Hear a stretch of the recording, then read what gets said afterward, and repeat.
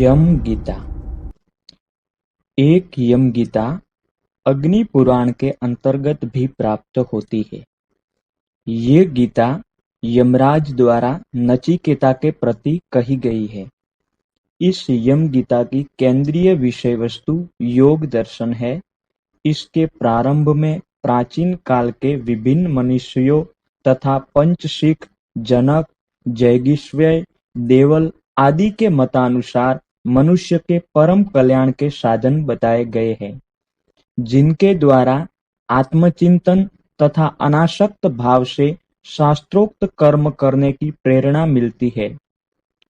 इसके बाद इसमें योग मार्ग का वर्णन है। विशेषकर यम नियम के द्वारा मन का निग्रह करते हुए समाधि अवस्था प्राप्त करने का उपाय बताया गया है, जिससे जीव ब्रह्म भाव में स्थित हो जाता है। यह सार गर्भित एवं तात्विक यम गीता यहाँ सानुवाद प्रस्तुत की जा रही है। अग्निदेव कहते हैं, ब्रह्मन, अब मैं यम गीता का वर्णन करूंगा, जो यमराज के द्वारा नचिकेता के प्रति कही गई थी। यह पढ़ने और सुनने वालों को भोग प्रदान करती है तथा मोक्ष की अभिलाषा रखने वाले सत्पुरुषों को मोक्ष देने वाली है। यमराज ने कहा, अहो, कितने आश्चर्य की बात है कि मनुष्य अत्यंत मोह के कारण स्वयं अस्थिर चित्त होकर आसन, शैया, वाहन, परिधान यानी कि पहनने के वस्त्र आदि तथा गृह आदि भोगों को सुस्थिर मानकर प्राप्त करना चाहता है। कपिल जी ने कहा है, भोगों में आसक्ति का अभाव तथा सदा ही आत्म तत्व का चिंतन ये मनुष्यों के परम कल्याण का उपाय है। सर्वत्र समता पूर्ण दृष्टि तथा ममता और आसक्ति का न होना ये मनुष्यों के परम कल्याण का साधन है। ये आचार्य पंचशिख का उद्गार है। गर्भ से लेकर जन्म और बाल्य आदि वय तथा अवस्थाओं के स्वरूप को ठीक ठीक समझना ही मनुष्यों के परम कल्याण का हेतु है। ये गंगा विष्णु का गान है। आध्यात्मिक, आधिदैविक और आधिभौमिक दुख आदि अंत वाले हैं, अर्थात ये उत्पन्न और नष्ट होते रहते हैं। अतः इन्हें क्षणिक समझकर धैर्य पूर्वक सहन करना चाहिए, विचलित नहीं होना चाहिए। इस प्रकार उन दुखों का प्रतिकार ही मनुष्यों के लिए परम कल्याण का साधन है। ये महाराजा जनक का मत है। जीवात्मा और परमात्मा वस्तुतः अभिन्न यानी कि एक है। इनमें जो भेद की प्रतीति होती है, उसका निवारण करना ही परम कल्याण का हेतु है। यह ब्रह्मा जी का सिद्धांत है। जैगिष्वय का कहना है कि ऋग्वेद, यजुर्वेद और सामवेद में प्रतिपादित जो कर्म है, उन्हें कर्तव्य समझकर अनासक्त भाव से करना श्रेय का साधन है। सब प्रकार की विदित्सा यानी कि कर्मारंभ की आकांक्षा का परित्याग आत्मा के सुख का साधन है।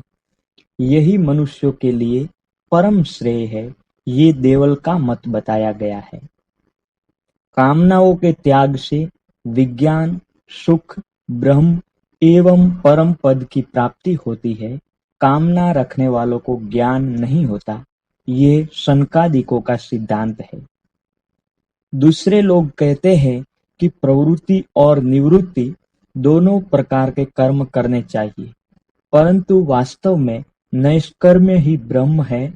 वही भगवान विष्णु का स्वरूप है। यही श्रेय का भी श्रेय है। जिस पुरुष को ज्ञान की प्राप्ति हो जाती है, वह संतों में श्रेष्ठ है। वह अविनाशी पर ब्रह्म विष्णु से कभी भेद को नहीं प्राप्त होता। ज्ञान, विज्ञान, आस्तिकता, सौभाग्य तथा उत्तम रूप तपस्या से उपलब्ध होते हैं। इतना ही नहीं, मनुष्य अपने मन से जो जो वस्तु पाना चाहता है, वह सब तपस्या से प्राप्त हो जाती है। विष्णु के समान कोई ध्येय नहीं है। निराहार रहने से बढ़कर कोई तपस्या नहीं है। आरोग्य के समान कोई बहुमूल्य वस्तु नहीं है और गंगा जी के तुल्य दूसरी कोई नदी नहीं है। जगत गुरु भगवान विष्णु को छोड़कर दूसरा कोई बांधव नहीं है। नीचे ऊपर आगे देह इंद्रिय मन तथा मुख सब में और सर्वत्र भगवान श्री हरि ही विराजमान है। इस प्रकार भगवान का चिंतन करते हुए जो प्राणों का परित्याग करता है वह साक्षात श्री हरि के स्वरूप में मिल जाता है। वह जो सर्वत्र व्यापक ब्रह्म है जिससे सबकी उत्पत्ति हुई है, जो सर्व स्वरूप है तथा ये सब कुछ जिसका संस्थान यानी कि आकार विशेष है, जो इंद्रियों से ग्राह्य नहीं है, जिसका किसी नाम आदि के द्वारा निर्देश नहीं किया जा सकता, जो सुप्रतिष्ठित एवं सबसे परे है, उस परापर ब्रह्म के रूप में साक्षात भगवान विष्णु ही सबके हृदय में विराजमान है।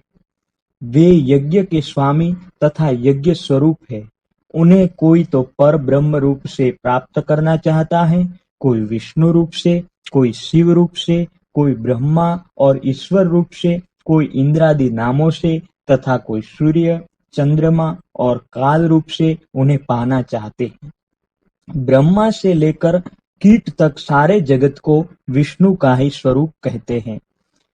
वे भगवान विष्णु पर ब्रह्म परमात्मा हैं, जिनके पास पहुंच जाने पर, जिन्हें जान लेने या पा लेने पर फिर वहां से इस संसार में नहीं लौटना पड़ता। सुवर्ण दान आदि बड़े बड़े दान तथा पुण्य तीर्थों के स्नान करने से, ध्यान लगाने से, व्रत करने से, पूजा से और धर्म की बातें सुनने एवं उनका पालन करने से उनकी प्राप्ति होती है। आत्मा को रथी समझो और शरीर को रथ, बुद्धि को सारथी जानो और मन को लगाम। विवेकी पुरुष इंद्रियों को घोड़े कहते हैं और विषयों को उनके मार्ग तथा शरीर इंद्रिय और मन सहित आत्मा को भोक्ता कहते हैं। जो बुद्धि रूप सारथी अविवेकी होता है, जो अपने मन रूपी लगाम को कसकर नहीं रखता, वह उत्तम पद परमात्मा को नहीं प्राप्त होता, संसार रूपी गर्त में ही गिरता है। परंतु जो विवेकी होता है और मन को काबू में रखता है, वह उस परम पद को प्राप्त होता है जिससे फिर जन्म नहीं लेना। जो मनुष्य विवेक युक्त बुद्धि रूप सारथी से संपन्न और मन रूपी लगाम को काबू में रखने वाला होता है, वही संसार रूपी मार्ग को पार करता है जहां विष्णु का परम धाम है। इंद्रियों की अपेक्षा उनके विषय पर है। विषयों से परे मन है, जिससे परे बुद्धि है और बुद्धि से परे महान आत्मा यानी कि महतत्व है। महतत्व से परे अव्यक्त यानी कि मूल प्रकृति है और अव्यक्त से परे पुरुष यानी कि परमात्मा है और पुरुष से परे कुछ भी नहीं है। वही सीमा है, वही परम गति है। संपूर्ण भूतों में छिपा हुआ ये आत्मा प्रकाश में नहीं आता। सूक्ष्मदर्शी पुरुष अपनी तीव्र एवं सूक्ष्म बुद्धि से ही उसे देख पाते हैं। विद्वान पुरुष वाणी को मन में और मन को विज्ञानमय बुद्धि में लीन करे। इस प्रकार बुद्धि को महतत्व में और महतत्व को शांत आत्मा में लीन करे।